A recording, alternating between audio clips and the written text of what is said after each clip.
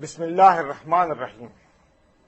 अहले भटकल की वेबसाइट भटकलीज.com और urduaudio.com में मौलाना सैयद सलमान हुसैनी नदवी साहब, उस्ताद दारुल उलूम नदवतुल उलमा लखनऊ व बानी जामिअतुल इमाम सैयद अहमद शहीद मलिहाबाद के मस्जिद अखुंजादा लखनऊ में दिए गए दर्स कुरान में से पेश खिदमत है सूरतुल मुतफ्फिफीन का दर्स।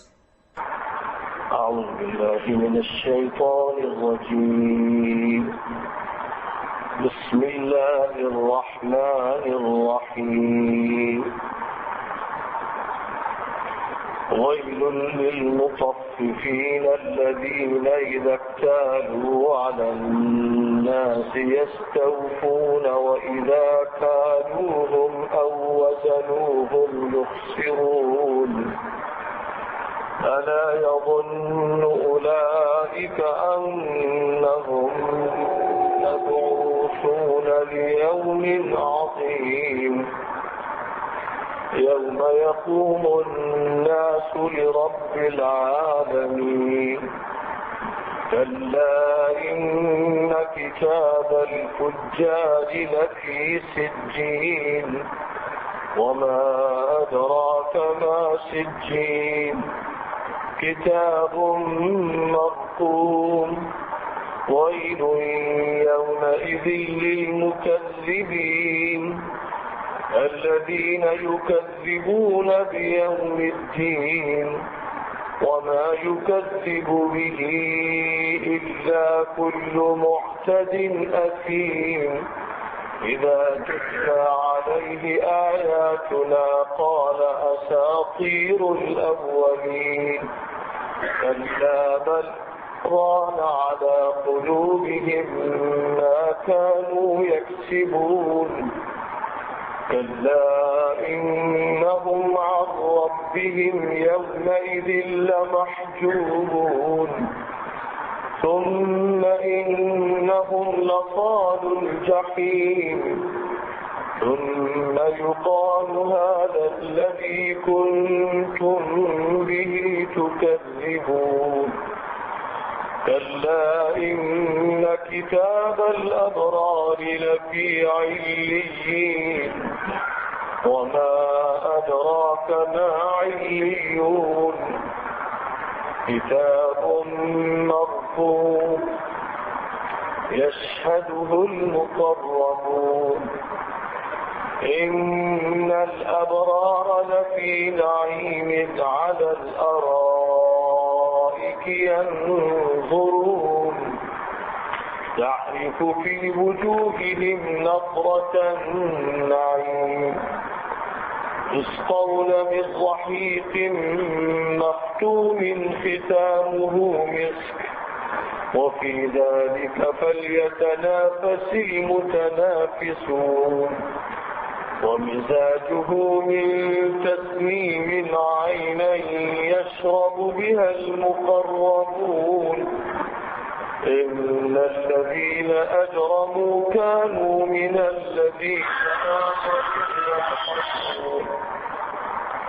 وإذا مروا بهم يتغامزون وإذا انقلبوا إلى أهلهم انقلبوا فكهين وإذا رأوهم قالوا إن هؤلاء لضالون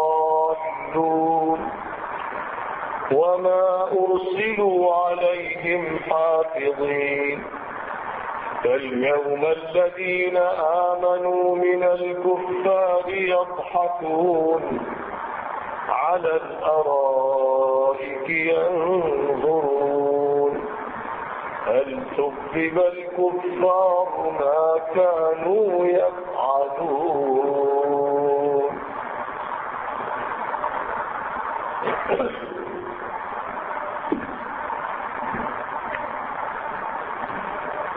शुरू करता हूँ मैं अल्लाह के नाम से जो बहुत ही करम फरमा और न्याय की शफकत फरमाने वाला है। तबाही और बर्बादी है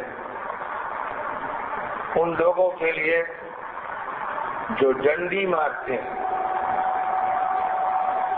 جب وہ لوگوں سے ناپ کر لیتے ہیں تو بھرپور لیتے ہیں، اور جب انہیں ناپ کر یا تول کر دیتے ہیں تو گھاٹا دیتے ہیں۔ کیا یہ لوگ جانتے نہیں کہ انہیں اٹھایا جائے گا ایک بڑے دن کے موقع پر، جس دن کے تمام انسان سارے جہانوں کے پروردگار کے حضور کھڑے ہوں گے؟ حقیقت یہ ہے کہ بدکار لوگوں کا اعمال نامہ سجین میں ہوگا، اور تمہیں معلوم بھی ہے کہ سجین کیا ہے؟ یہ ایک مجموعہ ہے لکھا ہوا۔ اس دن تباہی اور بربادی ہے جھٹلانے والوں کے لیے، جو روز جزا کے دن کو جھٹلاتے ہیں۔ روز جزا کے دن کو وہی جھٹلاتا ہے جو حد سے آگے بڑھتا ہے اور مجرم ہوتا ہے۔ اس کے سامنے جب ہماری آیتیں پڑھی جاتی ہیں تو کہتا ہے کہ یہ گزرے ہوئے کے افسانے ہیں۔ نہیں، بات یہ ہے کہ ان کے دلوں پر ان کے اعمال کا زنگ چڑھ گیا ہے، اور حقیقت یہ ہے کہ اس دن یہ اپنے پروردگار کے دید سے محروم رہیں گے، اور پھر یہ دوزخ کی آگ میں جھلسیں گے، اور پھر کہا جائے گا کہ یہی تو ہے وہ جس کو تم جھٹلاتے تھے۔ اور حقیقت یہ ہے کہ نیک لوگوں کا اعمال نامہ علیین میں ہوتا ہے، اور تمہیں معلوم بھی ہے کہ علیین کیا؟ یہ ایک نوشتہ ہے لکھا ہوا، جس کی نگرانی کرتے ہیں مقربین بارگاہ۔ بے شک نیک اور صالح لوگ راحت اور آرام میں ہوں گے، مسجدوں پر آرام سے بیٹھے دیکھ رہے ہوں گے، تم ان کے چہروں پر راحت اور آرام کی تر و تازگی محسوس کرو گے۔ ان کو نہایت نفیس اور عمدہ مہربند شراب پلائی جا رہی ہوگی، جس کی مہر مشک و عنبر کی ہوگی۔ یہی ہے وہ چیز کہ جس کے بارے میں ایک دوسرے سے آگے لوگوں کو پڑھنا چاہیے، اور اس کی آمیزش ہوگی تسنیم سے، ایک چشمے سے جس کے ساتھ مقربین پئیں گے۔ بے شک جو لوگ مجرم ہیں وہ ایمان والوں کی ہنسی اڑاتے تھے، اور جب ان کے پاس سے گزرتے تھے تو ایک دوسرے کو آنکھیں مارتے تھے، اور جب اپنے گھروں کی طرف واپس جاتے تھے تو مستیاں کرتے ہوئے واپس جاتے تھے، اور جب انہیں دیکھتے تھے تو یہ کہتے تھے کہ یہ بھٹکے ہوئے اور گمراہ، حالانکہ ان کو ان کا نگراں بنا کر تو بھیجا نہیں گیا۔ تو آج ایمان والے کافروں کی ہنسی اڑائیں گے، مسجدوں پر مسحلیوں پر وہ ان کی سزاؤں کے منظر دیکھ رہے ہوں گے۔ مل گیا نا کافروں کو وہی جو وہ کرتے چلے آ رہے تھے۔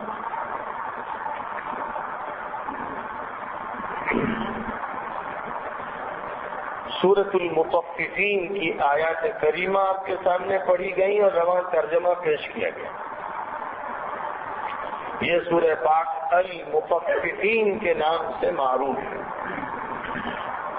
پہلی آیت کریمہ سے اس لفظ کو لیا گیا ہے، ویل للمطففین، مطففین کے لفظ کو سورہ کا نام بنا دیا گیا۔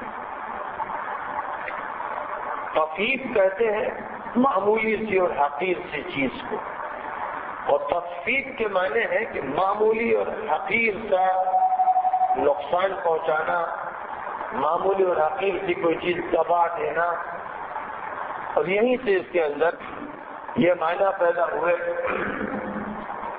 کہ تولتے ہوئے ڈنڈی مارنا، یعنی تولنے میں کمی کر دینا۔ ظاہر ہے کہ تولنے میں بہت بڑی کمی تو ہوتی ہے، 1 کلو 2 کلو کسی کو دیا جا رہا ہے تو 1 تولہ 2 تولہ بہت کیا، چھٹاک پر دبا دیا۔ ناپنے میں کمی کر اور اس کے لیے مختلف طریقے اختیار کر اور تولنے اور ناپنے کی جو کمی ہے یہ صرف ان لوگوں کے ساتھ مخصوص نہیں ہے جو خاص پیمانوں سے اناج لوگوں کو دے رہے ہیں یا ترازو پر کی چیزیں تول کے دے رہے ہیں، بلکہ اس سے مراد یہ ہے کہ جو اصحاب حقوق ہیں، جن کے حق بنتے ہیں، ان کے حقوق میں کسی طرح بھی ڈنڈی مارنا، حق زمین کا ہو، حق مکان کا ہو، حق کسی اور طرح کی جائیداد کا ہو، حق پیسوں کا ہو، حق اخلاقی ہو، حق نہ دینا، حق میں کمی کرنا۔ حکم یہ ہے کہ آتو کل ذی حق حق، ہر صاحب حق کو اس کا حق دو، 100% دو، بڑھا کے دو، کم کر کے نہ دو، اور کسی کو عدل دے۔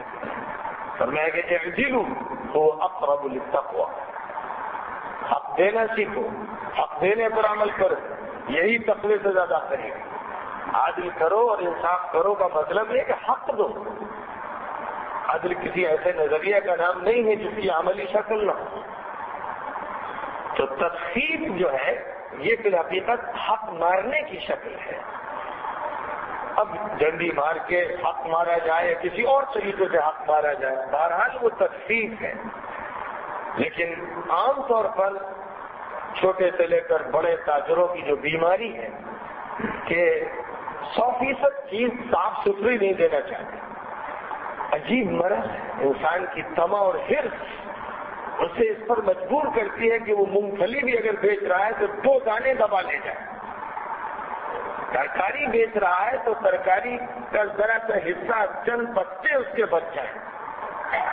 یہ بدترین حرص اور بدترین آگ اور لالچ ہوتی ہے، انسان کی شخصیات میں گہری ہو جاتی ہے، آدمی اس کا عادی ہو جاتا ہے، گھٹی میں پڑ جاتی ہے۔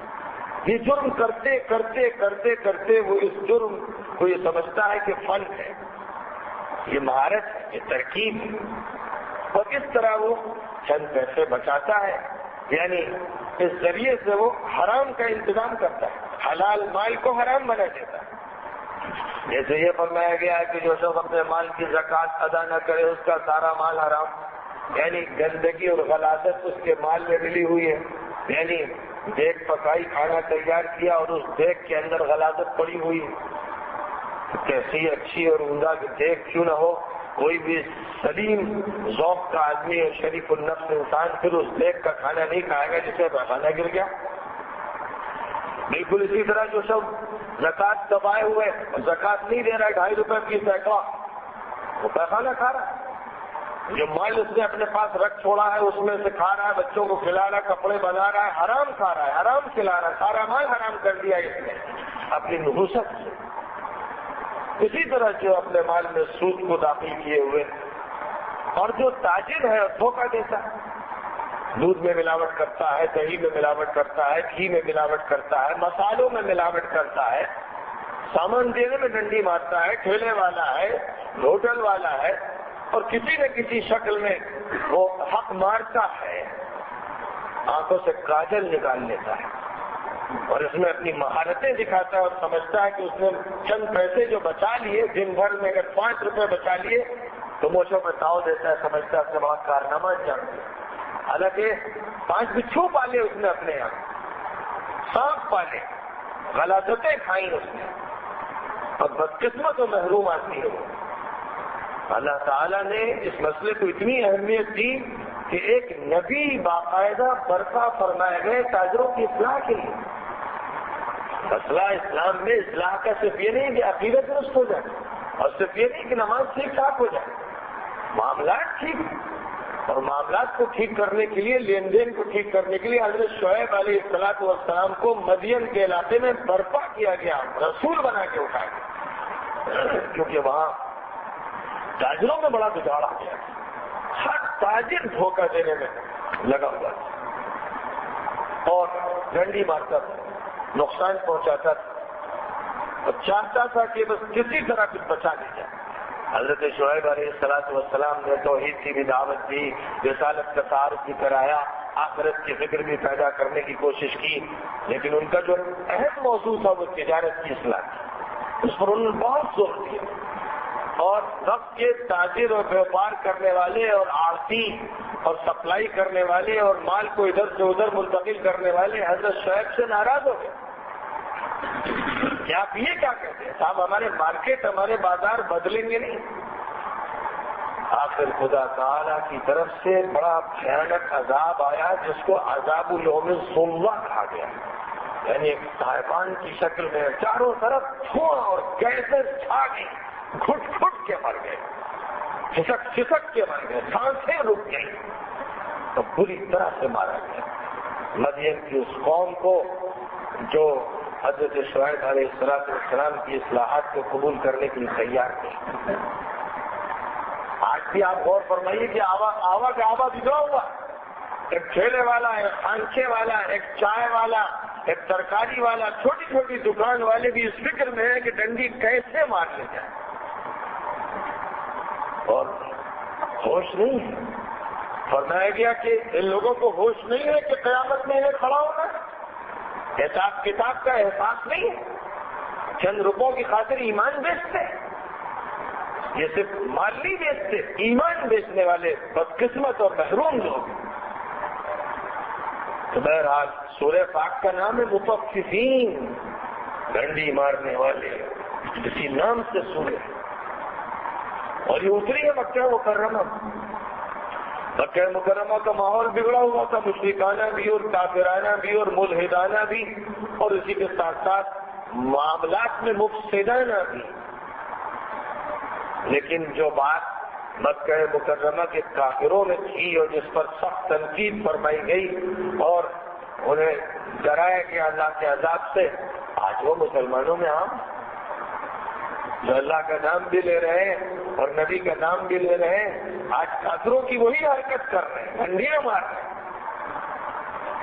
تو سورہ پاک اتری تو تھی وہاں، لیکن حضرت عبداللہ ابن عباس رضی اللہ تعالیٰ عنہما نے ایک موقع پر یہ فرمایا کہ مدینہ منورہ میں کچھ تاجر اسی طرح کی حرکت کرتے تھے تو یہ سورہ پاک یاد دلائی تھی، یا دوبارہ مدینہ منورہ میں اتری کہ اللہ کی طرف سے پھر متوجہ کیا گیا کہ ہوش میں آ جاؤ، ڈنڈیاں مت مارو اور ڈرو اللہ کے عذاب سے اور آخرت کی پکڑ سے اور قیامت میں خدا کے حضور میں کھڑے ہونے سے۔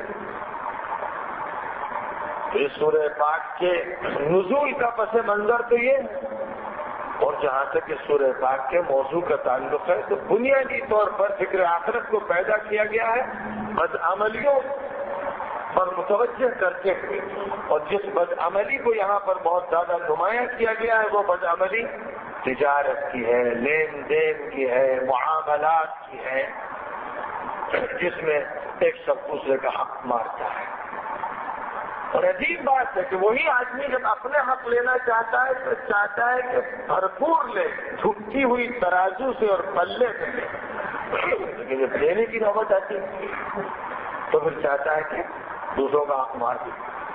یہ انسان کی عجیب کمی ہے، اپنے حق کے معاملے میں بڑا سست، چاق و چوبند، اور دوسرے کا حق دینے کے معاملے میں سست، کاہل، بلکہ عیار، مکار، دھوکے باز، فریبی۔ یہ دو شخصیتیں اس میں جمع ہوتی ہیں، دوگلا آدمی، دو چہرے والا، ایک چہرہ حق لینے کا ہے اور دوسرا چہرہ حق مارنے کا ہے، دوسروں کے حقوق مارتا ہے۔ اسی کو یوں یہاں فرمایا گیا، الذین اذا اکتالوا علی الناس یستوفون، جب لیتے ہیں ناپ کر تو خوب بھرپور لیتے ہیں، خوب دبا کہ ایسا نہ ہو کہ کہیں خلا رہ جائے، خوب بھری ہوئی وہ بالٹی اور بھری ہوئی ٹنکی اور پیمانہ بھرا ہوا، بیچ میں خلا نہ، خوب ٹھوک بجا کر دیکھتے ہیں۔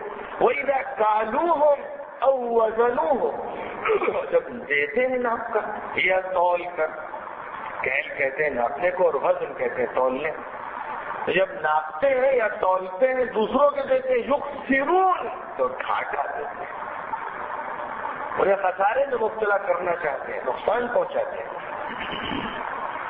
تو فرمایا گیا کہ لوگوں کو احساس نہیں ہے، یہ خیال نہیں ہے، یقین نہیں ہے کہ اٹھائے جائیں گے یہ قیامت کے دن کے، جب سارے انسان رب العالمین کے حضور کھڑے ہوں گے تو یہ کھائے جائیں گے چور ڈکیت جنہوں نے لوگوں کا ایک پیسہ کھایا تھا، صبح سے شام تک یہی دھندا کرتے تھے۔ جب یہ مجرم پکڑ کے لائے جائیں گے کہ لوگوں کا مال کھانے والوں، حق مارنے والوں، تم تھے چور، اسی میں تمہاری تجارت گزری، تو کیا جواب ہوگا؟ یہاں سے بات اس سورہ پاک میں اٹھائی گئی اور پھر ایسے لوگوں کی جزا، ان کی سزا بیان کی گئی۔ پھر اس کے بعد تذکرہ مقابل میں ان لوگوں کا ہے جو نیک اور صالح لوگ، مومن اور عمل بھی ان کا اچھا ہے، ان کی جزا اللہ نے کیا رکھی اس کا بھی تذکرہ فرمایا گیا۔ اور اخیر میں اس بات کا ذکر فرمایا گیا ہے سورہ پاک میں کہ جو ایمان والے ہیں ان کو لوگ بیوقوف سمجھتے ہیں، خوب تذکرے کرتے ہیں ان پر، خوب ہنسی کرتے ہیں، خوب پھپتیاں کرتے ہیں، خوب ان کا مذاق اڑاتے ہیں، ان کو دیکھ دیکھ کے اشارے کرتے ہیں، کنکھیوں سے انگلیوں سے آنکھیں مارتے ہیں، لیکن یہ سب حرکت کرنے والے خود نہایت بیوقوف، جاہل اور احمق، اپنے پیروں کو کلاڑی مارنے والے، اپنا سر پھوڑنے والے، محروم اور بدقسمت وہ لوگ یہ سمجھ رہے ہیں کہ بڑے عقل مند ہیں اور یہ ملاؤں کا مذاق اڑا رہے ہیں، تو اس کا تذکرہ فرمایا گیا۔ ارشاد فرمایا گیا کہ تباہی اور بربادی ہے ان لوگوں کے لیے جو تطفیف کرتے ہیں، حقیر سی چیز لینے کے لیے گندی بات، زیادہ لینا تو بہت بڑا جرم، لیکن چھوٹی سی چیز یعنی کمینہ پن بھی آخری درجے کا یہ ہے کہ ایک پیسہ بن جائے۔ پھر ارشاد فرمایا گیا کہ جو ایسے بگڑے اللہ کی شریعت کو توڑنے والے، بدکار، مجرم، ان کا اعمال نامہ سجین میں ہوگا، اللہ کے قید خانے میں، قید خانے کے دفتر میں۔ سجین کا لفظ استعمال کیا گیا اور نیا لفظ لہٰذا فرمائیں گے معلوم ہے کہ سجین کسے کہتے ہیں، وما ادراک ما سجین، فرمایا کہ سجین کہتے ہیں دفتر اعمال کو، کتاب مرقوم، دفتر اعمال، اعمال جس میں ریکارڈ ہے، اعمال جس میں نوٹ ہے۔ اب وہ کیا ہے؟ کتاب کے معنی ہوتے ہیں مجموعے کے، جس میں جمع کی جائے کوئی چیز، تو اس شکل میں بھی کتاب ہوتی ہے اور اس شکل میں بھی کتاب ہے اور اس شکل میں بھی کتاب، یعنی کتاب کے معنی جو چیز جمع جمع کی جائے، وہ کیسٹ میں یا سی ڈی میں یا اوراق میں، بہرحال وہ کتاب کہہ رہے ہیں، اس اعتبار سے کہ ما جمع بعضه الى بعض، تو کتاب مرقوم مجموعہ ہے، لکھا ہوا، رقم کہتے ہیں لکھنے کو، نشانات بنانے کو۔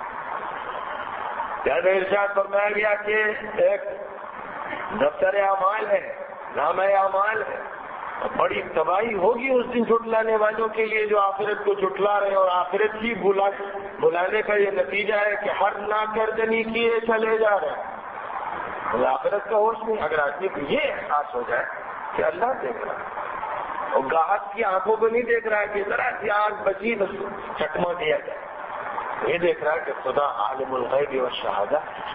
آپ نے اگر کسی سے کہہ دیا کہ میرے گھر میں سودا پہنچا دینا، تو اب اس کو فکر ہو گئی کہ میں سب سے اچھی چیز پہنچاؤں، سوٹ برابر بھی دھوکہ مجھے نہیں دینا۔ دیکھنے والا دیکھ بھی نہیں رہا ہے، گاہک یہ کہہ رہا ہے کہ میرے گھر میں پہنچا دیجیے گا، اور وہ موجود بھی نہیں، گھر میں جا کے پٹک دینا۔ لیکن اگر دیانت ہے، امانت ہے، خوف خدا ہے، فکر آخرت ہے، آدمی دھوکہ نہیں دے گا۔ اور اگر یہ نہیں تو دے گا، یہاں تک کہ اگر فکر آخرت بھی نہیں ہے لیکن شرافت، تو بھی دھوکہ نہیں۔ کتنے غیر مسلم تاجر، آج تو عجیب بات ہے کہ مسلمانوں پر انہیں ترجیح دی جا رہی ہے۔ تو بھائی اگر آپ دیکھیے فلاں جگہ سے لیجیے گا سامان تو آپ کو اچھا ملے گا، لیکن اگر آپ مسلمان کے یہاں سے لیجیے گا تو صحیح نہیں ملے گا۔ آج یہ شہرت ہے کہ لوگ مسلمان کی دکان چھوڑ کر غیر مسلم کی دکان پہ جا رہے ہیں کہ یہاں چیز اچھی ملے گی۔ یہ کیا ہو گیا؟ اس کا مطلب یہ ہوا کہ شرافت جسے کہتے ہیں وہ ان میں ہے، اس میں شرافت بھی نہیں۔ ظاہر ہے کہ اسے رسول پر یقین نہیں ہے، اللہ پر اس پر یقین ہے، حالانکہ بہت سے غیر مسلم ایسے ہیں جن کو بھگوان پر گہرا یقین ہے، اپنے نبیوں پر یا اپنے اوتاروں پر یقین ہے اور آبا گون پر یقین ہے، لہذا آوا گون پر یقین اور اپنے اوتاروں پر یقین اور بھگوان پر یقین کی بنیاد پر وہ اچھا عمل کر رہے ہیں. اور یہ مسلمان اللہ پر یقین اور رسول اللہ پر یقین اور آخرت پر یقین کی باتیں کرتا ہے اور دھوکہ دیتا ہے, جھوٹ بولتا ہے, یہ اس سے بھی گیا گزرا ہو گیا, کافی اس سے بھی بدتر. ارشاد فرمایا گیا کہ وہی لوگ جھٹلاتے ہیں آخرت کو جو معتدن اثیم ہوتے ہیں, یعنی حد سے آگے بڑھنے والے مجرم, جو حدود کو پار کر جاتے ہیں. اور ایسے ہی مجرم ہے جن کا حال یہ ہے کہ اگر نصیحت کیجیے ہاں کر کے الگ ہو جاتے ہیں. ارے کیا افسانے سناتے ہیں, یہ گزرے ہوگی داستان. ارے چھوڑیے ان نصیحتوں کو, آپ کو اگر تجارت کرنی ہے تو یہ سب کرنا ہی پڑے گا. صاف جواب ہے, تجارت کرنی ہے تو یہ کرنا پڑے گا, جس کا مطلب یہ ہوا کہ رسول اللہ صلی اللہ علیہ وسلم کی تعلیمات غلط ہیں.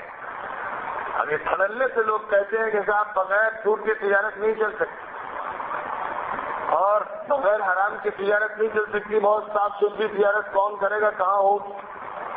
تو اس کا مطلب یہ ہوا کہ اب اسلام نہیں چل سکے گا, اب ایمان نہیں چلے گا. وہ دور گزر سے چکا جب اسلام چلتا تھا, ایمان چلتا تھا, محمدی نبوت چلتی تھی, یہ دور بدل گیا. تو جو ایسا بولنے والا ہے وہ تو پہلے کافر ہو گیا.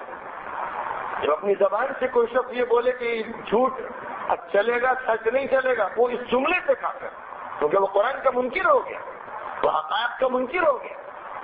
قرآن کہتے ہیں صداقت میں نجات, اور یہ کہہ رہا کہ نہیں. لہذا بہت بڑے بول, خطرناک بول لوگ بول رہے ہیں گھڑلے سے آج کل. اس دور میں شادی نہیں چلے گی, جب یہ بول اس دور میں پردہ نہیں چلے گا. اسلامی سزائیں اس دور کے لیے نہیں ہے, یہ پرانے دور کے لیے. جو یہ کہہ رہا ہے وہ بھی یاد رکھیے کہ وہ مسلمان نہیں رہے, پھر وہ مسلمان نہیں رہے. نماز نہ پڑھے تو مسلمان مان رہا ہے کہ نمازیں فرض ہے, مجھ سے نماز نہیں پڑھی جا رہی ہے, اس کو افسوس ہے, ندامت ہے, احساس ہے, تو وہ مسلمان. لیکن یہ کہہ دے کہ نماز کو میں نہیں مانتا تو کافر. روزہ نہیں رکھ رہا ہے تو مسلمان, لیکن کہہ دے تو روزے کو نہیں مانتا, ارے روزہ چھوڑیے, روزے کی کیا ہے حقیقت, تو کافر ہو جاتا ہے. جو یہ باتیں کرتا ہے کہ سود کے بغیر کام نہیں چلتا اور رشوت کے بغیر کام نہیں چلتا اور ساتھ اس کے بغیر تو کام ہو نہیں سکتا, اور سب پرانے دور کی باتیں, وہ بالکل ایسے ہی ہے. اذا تتلی علیہ آیاتنا قال اساطیر الاولین, ہماری آیتیں جب اس کے سامنے سنائی جاتی ہیں تو کہتا ہے کہ صاحب یہ تو پرانے دور کی باتیں. فرمایا کہ نہیں, پرانے دور کی باتیں نہیں. روان علی قلوبہم ما کانوا یکسبون, ان کے دلوں پر ان کے جرموں کا زنگ چڑھا ہوگا. جرم کرتے کرتے, گناہ کرتے کرتے دل پاپی ہو گئے, سیاہ ہو گئے, چادریں چڑھ گئی زنگ کی ان کے دلوں پر. یہ جو بول رہے ہیں نا, یہ جو بول رہے ہیں, یہ زنگ آلود دلوں کی بولی بول رہے ہیں, ان کے اندر سے کفر بول رہا. اور ایسے ہی لوگوں کو خدا تعالیٰ محروم رکھے گا, اپنا دیدار نہیں کرائے گا. جہنم میں جانے والے یہ انسان, دنیا کمانے کے چکر میں رہنے والے, دوزخ میں جھلسیں گے, اور اس دن کہا جائے گا اسی کو تو جھٹلاتے تھے. اس کی سزا وہ پا کے رہیں گے, خدا کی پکڑ سے بچ نہیں سکے. اس دن کی نعمتوں سے, اس دن کی راحتوں سے انہیں محروم رکھا جائے گا. ایک تو یہ منظر تھا بد عملوں. پھر ارشاد فرمایا گیا کہ جو نیک اور صالح لوگ ہیں وہ علیین میں ہوں گے, ان کا اعمال نامہ علیین میں, ان کی روحیں علیین میں. اور پھر یہ فرمایا گیا, جانتے ہو کہ علیین کسے کہتے ہیں؟ ارشاد فرمایا گیا کہ یہ بھی ایک تحریر شدہ نوشتہ ہے, یہ ایک نوشتہ ہے, یہ ایک کتاب ہے, ایک مجموعہ ہے لکھا ہوا, اور اس کی نگرانی کر رہے ہیں مقربین بارگاہ فرشتے. ان کی نگرانی میں یہ تحریر, اعمال نامے ان کی حفاظت میں رکھے. اب یہ کون لوگ ہیں جو الابرار, الابرار بر کی جمع, بر کہتے ہیں اس شخص کو جو نیکیوں کا مجموعہ, جو نیکیوں کا مجموعہ ہو وہ بر ہے, اور اس کی جمع ابرار ہے. یعنی ایسے نیک لوگ جن کا عقیدہ بھی نیک, عبادت بھی نیک, معاشرت بھی نیک, معاملات بھی نیک, اخلاق بھی نیک, اور تعلقات بھی نیک. نیکی بنیاد ہے, اور ہر چیز میں وہ شریعت کا خیال ہے. معاملات شرعی، تعلقات شرعی، عبادات شرعی، عقائد شرعی، ایسے لوگ ابرار کہلاتے ہیں۔ اور میں کہ جو ابرار ہیں وہ تو نعمت اور راحت میں ہوں گے، مشہریوں پر تکیے لگائے، مسجدوں پر بیٹھے نظارے کر رہے ہوں گے، اللہ کی نعمتوں کا لطف حاصل کر رہے ہوں گے، ان کے چہرے پر خدا تعالیٰ کی نعمت کے آثار جھلک رہے ہوں گے، چہروں پر تر و تازگی ہوگی، شادابی ہوگی، نور ہوگا، اور خدا تعالیٰ شراب طہور انہیں پلائے گا، ماں کی شراب نہایت لذیذ، نہایت خوشبودار، یہاں کی بدبودار سڑی ہوئی شراب جس میں کیڑے پڑتے ہیں، پھر اس مرحلے سے گزرتی ہے، بدبو کا ایک بھبوکا سا نکلتا ہے، دماغ سڑتا ہے، رگیں خراب ہوتی ہیں، خون خراب ہوتا ہے۔ اور ایک وہ شراب ہے جس کے بارے میں فرمایا کہ نفیس، خوشگوار، لطیف، مہر بند، اور مہر بھی مشک و عنبر کی، اور اس میں آمیزہ تسنیم کا بلند چشمہ، ایسا عمدہ شفاف پانی نہایت لذتوں والا جو مقربین کو پیش کیا جائے گا۔ اس کے آمیزے کے ساتھ ان کو شراب طہور اور رحیق مختوم دی جائے گی۔ یہ وہ لوگ ہیں جو ابرار ہیں۔ پھر ارشاد فرمایا گیا کہ آج دنیا کا حال یہ ہے کہ جو مجرم ہیں، جرائم میں ملوث ہیں، جرائم کا کاروبار کرتے ہیں، وہ ایمان والوں پر ہنسی کرتے ہیں، ٹھٹا اڑاتے ہیں۔ جو لوگ بھاگے ہوئے مسجد جا رہے ہیں ان کو وہ لوگ بیٹھے دیکھ رہے ہیں جو دکانوں پر ہیں اور ان پر تبصرے کرتے ہیں۔ جو لوگ دین کی خاطر ادھر ادھر دوڑ رہے ہیں، بھاگ رہے ہیں، اور دور سے بیٹھے ان کا کچھ نظارہ کرنے والے ملحد و زندیق ہیں، وہ ان پر تبصرے چھاٹ رہے ہیں، ہنس رہے ہیں، مذاق ان کا اڑا رہے ہیں۔ بات سے گزر ہوتا ہے تو انگلیوں سے، آنکھوں سے اشارے ہوتے ہیں، یہ دیکھیے جا رہے ہیں سب ملے سلے، میں کہ یہ آج ہو رہا ہے۔ اور اسی طرح یہ جب اپنے گھروں کو پہنچتے ہیں تو کھیلیاں کرتے، مستیاں کرتے، گلچھرے اڑاتے، تبصرے چھانٹتے، اس طرح سے گھر جاتے ہیں، باتیں کرتے ہوئے دنیا میں مست ہو گئے۔ اور جو لوگ دیندار ہیں، مومن ہیں، دین کے کاموں میں لگے ہوئے ہیں، کہتے ہیں صاحب یہ راہ سے ہٹے ہوئے، ارے صاحب ان کے دماغ خراب ہے، ان کو ہیضہ ہو گیا دین کا، ہر وقت دین دین دین، صبح شام اللہ اللہ کی بات کرتے رہتے ہیں، ان کے دماغ خراب ہو گئے۔ اور یہ فرمایا گیا پہلے تو کتاب انہیں کیا نگراں مقرر کیا گیا ہے، وہ مسئلے ہیں ان کے، یہ جو تبصرے فرما رہے ہیں۔ اور پھر اخیر میں یہ فرمایا گیا کہ آج تو یہاں یہ تبصرے کر رہے ہیں، ان کو یہ موقع ہے، لیکن جس دن قیامت برپا ہوگی اور اللہ کی طرف سے لوگوں کو چھانٹا جائے گا، الگ الگ حلقوں اور گروہوں میں، اور فیصلے ہو جائیں گے، اس دن ایمان والے انہی کافروں پر ہنسیں گے کہ اب پکڑے گئے، وہاں ہم پر ہنستے تھے، اب جکڑے گئے، جہنم میں پھینکے گئے، جھلسائے گئے، جو کرتے تھے اس کو آج دیکھ لیا کہ کس طرح اس کا نتیجہ سامنے آتا ہے۔ یہ ہوگا، خدا تعالیٰ کا یہ نظام ہے کہ وہ موقع دیتا ہے، ڈھیل دیتا ہے، لیکن ایک وقت آتا ہے کہ وہ پکڑ فرماتا ہے۔ آج صورتحال اسی طرح کی ہے، بالکل ایسا لگتا ہے قرآن پاک کی جہاں سے بھی آیتیں پڑھنا شروع کیجیے، معلوم ہوتا ہے کہ بس تازہ بتازہ 9 بنو یہ آیتیں اترتی چلی آ رہی، لگتا ہے کہ ابھی اتری ہے، کہیں پرانا پن نظر آ رہا ہے، آپ کو ایسا لگ رہا ہے کہ 1400 سال پہلے کی کوئی کہانی سنائی جا رہی ہے، یہ لگ رہا ہے کہ ابھی اسی منٹ میں یہ بات اتاری گئی ہے اور یہ ماحول ہے جس کی ترجمانی ہو رہی ہے۔ پوری دنیا آج اسلامیان پر، اہل ایمان پر ہنس رہی، ان کے خلاف خوب باتیں چھاٹی جا رہی اور زیادتیاں ہو رہی، سخت ترین معاملات ان کے ساتھ ہو رہے ہیں، ان کے ساتھ جرم کر کے ان کو مجرم قرار دیا جا رہا ہے۔ یہ دنیا کا وتیرہ، اور بہت سے دور ایسے گزرے ہیں کہ جب ایسا ہوا پھر اللہ تعالیٰ نے جب چاہا ہے تو آپ کو غلبہ عطا فرمایا۔ موجودہ دور بھی اسی طرح کا ہے جس میں اہل ایمان پکڑے جا رہے ہیں، مارے جا رہے ہیں، ستائے جا رہے ہیں، اور بدترین اذیتیں دی جا رہی ہیں، اور تبصرے الگ ان پر چھانٹے جا رہے ہیں۔ لیکن وہ دن بھی اللہ تعالیٰ ضرور بھی ضرور نصیب فرمائے گا. کبھی تو اس دنیا میں وہ بات ہو جاتی ہے جب انہیں سزا ملنا شروع ہوتی ہے تو اہل ایمان دیکھتے ہیں جیسے حضرت موسیٰ علیہ السلام کے ساتھ بنی اسرائیل نے فرعون اور اس کے لشکر کو غرق ہوتے ہوئے دیکھا تھا بحر احمر کی آبنائے میں.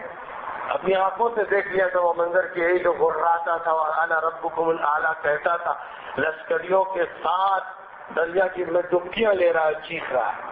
اس منظر کو اپنی آنکھوں سے انہوں نے دوسرے ساحل پر کھڑے ہو کے دیکھا تھا. تو کبھی تو اللہ یہ کرتا ہے اور کبھی ایسا ہوتا ہے کہ اس دنیا سے تو لوگ چلے جاتے ہیں اور اصل جو دار الجزا ہے یعنی آخرت وہاں پر مناظر دکھائے جاتے ہیں. وہاں پھر اللہ دکھائے گا چھلکتے ہوئے جہنمیوں کو اور وہ چیخیں گے اور کہیں گے افیضوا علینا من الماء، اے جنتیوں ایک چھینٹا تو ڈال دو پانی کا، کچھ تو دے دو کھانے کے لیے، ہم لوگ تو تڑپ رہے ہیں. تو پھر وہ کہیں گے کہ اللہ تعالیٰ نے کھانے اور پانی کو تمہارے لیے حرام کر رکھا ہے، اب تم اسی میں جھلسو. اس وقت وہ یہ جواب دیں اور اللہ تعالیٰ نے جو خالق ہے جنت کا اور دوزخ کا اور جو مالک ہے ان تمام انسانوں کا اور فیصلہ ان کے بارے میں فرمایا کہ اسی نے یہ اطلاعات دی. یہ اطلاعات کسی اور واسطے سے نہیں آئی اور کوئی سرچشمہ نہیں معلومات. خدا تعالیٰ ہی جو خالق انسان ہے اور جس نے انسان کو امتحان کے لیے پیدا کیا وہی سب کچھ ارشاد فرما رہا ہے. بڑی خطرناک قسم کی خبریں آپ پڑھتے رہتے ہوں گے کہ کس قدر ظلم آج اس دور میں عراق و افغانستان میں ہو رہا ہے. ایسی ایسی ہولناک خبریں جیلوں میں مظالم کی کہ رونگٹے کھڑے ہو جائیں. ماں باپ کے سامنے ان کی لڑکیوں کے ساتھ اجتماعی طور پر بدکاریاں، ماں باپ کے سامنے معصوم بچوں کا قتل ٹکڑے ٹکڑے کر کے یہ عراق کے جیلوں میں ہو رہا ہے. اور ننگا کر کے کئی انسانوں کو زنجیروں میں باندھ کر بھوکے شکاری کتے ان پہ چھوڑے جاتے ہیں جو ان کی شرمگاہوں کو نوچ نوچ کے کھا لیتے ہیں. خون کے فوارے چھوٹتے ہیں، تڑپتے ہوئے بن جاتے ہیں. 300 آدمیوں کے ساتھ یہ جرم کیا گیا، یعنی کم از کم 300 کی تعداد ہے. یعنی ایسے بدترین مظالم کے تاریخ میں نہیں دیکھے ہوں گے وہ یہ کر رہے ہیں جو امریکہ کے معذب. آج یہ مجرم ہنس رہے ہیں، قہقہے لگاتے ہیں جب وہ تڑپتا ہے مسجون قیدی جو مسلمان ہے. اس کا جرم صرف یہ ہے کہ مسلمان ہے اور کچھ اس کا جرم نہیں. جب وہ تڑپتا ہے چیختا ہے اور بھوکے کتے اسے نوچتے ہیں اس کے جسم کے حصوں کو تو پھر وہ قہقہے مارتے ہیں، ہنستے ہیں کہ یہ دیکھو کیا حشر کیا ہم نے ان کا. یہ اس وقت کے مناظر دنیا میں اس وقت ظلم کی کہانی رقم کی جا رہی ہے. اللہ تعالیٰ نے فرمایا کہ یہ لوگ ہیں جو آج ہنستے ہیں اور مظلومیت کو دیکھ دیکھ کر قہقہے مارتے ہیں. ایک دن آئے گا کہ ایمان والے ان ظالموں پر ہنسیں گے جب خدا تعالیٰ ان کو اپنی گرفت ملے گا اور بھیانک ابدی سزا دے گا جس سے چھٹنے کا پھر کوئی سوال ہی نہیں. یہاں تو موت ہے جو کم از کم گلو خلاصی کرا دیتی ہے، وہاں تو موت بھی نہیں. بہرحال اہل ایمان کو صبر ہی کرنا اور اللہ کے دین کی محنت کرتے رہنا اور اللہ سے اچھی امید رکھنا اور اس کے دین حق پر مضبوطی کے ساتھ قائم رہنا. وآخر دعوانا الحمد للہ رب العالمین. اللهم صل على محمد وعلى آل محمد كما صليت على إبراهيم وعلى آل إبراهيم إنك حميد مجيد. اللهم بارك على محمد وعلى آل محمد كما باركت على إبراهيم وعلى آل إبراهيم إنك حميد مجيد. ربنا آتنا في الدنيا حسنة وفي الآخرة حسنة وقنا عذاب النار. اے اللہ اپنے فضل و کرم سے کسی کا بھی حق مارنے سے ہم سب کو محفوظ کرو. اے اللہ کسی کا حق اخلاقی ہو، ادبی ہو، علمی ہو، دینی ہو، معاملاتی ہو، دین دین کا ہو، اے اللہ کسی بھی نوعیت کا حق ہر شخص کے حق کو ادا کرنے کی توفیق عطا فرما. ہر طرح کے حق کو ادا کرنے کی توفیق عطا فرما. اے اللہ جس کا حق رہ گیا اور وہ اس دنیا سے چلا گیا تو اپنے فضل و کرم سے اللہ اس کو معاف فرما دے اور اسے راضی فرما دے. اے اللہ ہم سب کو عدل و انصاف حقوق کو پورا کرنے کی توفیق عطا فرما۔ اے اللہ تکفیر سے اور ترتیب کی تباہی سے پورے مسلم معاشرے کی حفاظت فرما، دوسروں کے حقوق کو پہچاننے اور ان کو صحیح طور پر ادا کرنے کی توفیق عطا فرما۔ اے اللہ حقوق مارنے کے جرم سے اور مرض سے اور بیماری سے حفاظت فرما، ہر تاجر کی اصلاح فرما اور ہر معاملہ کرنے والے کی اصلاح فرما۔ اے اللہ قلوب کی اصلاح فرما دے اور آخرت کی یاد دلوں میں تازہ اور بیدار فرما دے۔ اے اللہ فکر آخرت ایسی غالب آ جائے کہ کوئی قدم بھی فکر کے بغیر نہ اٹھایا جائے۔ اے اللہ محنت سے فضل و کرم سے جنت کا شوق عطا فرما، دوزخ کا خوف نصیب فرما۔ اے اللہ اس دنیا میں بھی عزت و سرخروئی عطا فرما اور برزخ میں بھی راحت اور عافیت نصیب فرما اور قیامت میں بھی عزت کے ساتھ اٹھا، اور اللہ پھر خیر کا فیصلہ فرما، اچھا فیصلہ فرما، جنت کا فیصلہ فرما۔ جو اپنے سے گزر چکے ان کی مغفرت فرما، ان کے درجات بلند فرما، ان کے ایمان کو قبول فرما، اور اللہ ان کی کمزوری پر رحم فرما، اور جو ہم میں سے موجود ہے ان کے ایمان پر ثبات اور دوام استمرار اور استقامت عطا فرما۔ اے اللہ جو ہم میں بیمار ان سے شفا نصیب فرما، ہر پریشان کی پریشانی دور فرما، مقروضوں کو قرضوں سے سبکدوش فرما۔ اے اللہ ہماری دنیا کی بھی ضروریات ہیں اور آخرت کی، یہاں کی ضروریات بھی پوری فرما اور وہاں کی، تو ہی مشکل کشا ہے، حاجت روا ہے، اور تیرے بغیر کسی کی بھی حاجت پوری نہیں ہوتی۔ اے اللہ ہم سب کی حاجتوں کو پورا فرما، ہماری کمی تمام ضروریات کی کفالت فرما۔ اے اللہ محنت سے فضل و کرم سے ہم سب کو عافیت نصیب فرما۔ ربنا تقبل منا انك انت السميع العليم وتب علينا انك انت التواب الرحيم، وصلى اللهم وسلم على سيدنا ومولانا محمد وعلى آله وأصحابه أجمعين برحمتك يا أرحم الراحمين۔ نادر آڈیو تقاریر اور کلام شاعر بزبان شاعر کے دو منفرد سلسلے، نداء الاسلام کیسٹ سیریز اور کاروان سخن کیسٹ سیریز، ترتیب و پیشکش عبد المتین منیری، دار المعارف امین الدین روڈ، منیر آباد، بھٹکل ین کے، پن کوڈ نمبر 581320 انڈیا۔ ای میل کا پتہ بازگشت@bhatkalis.com۔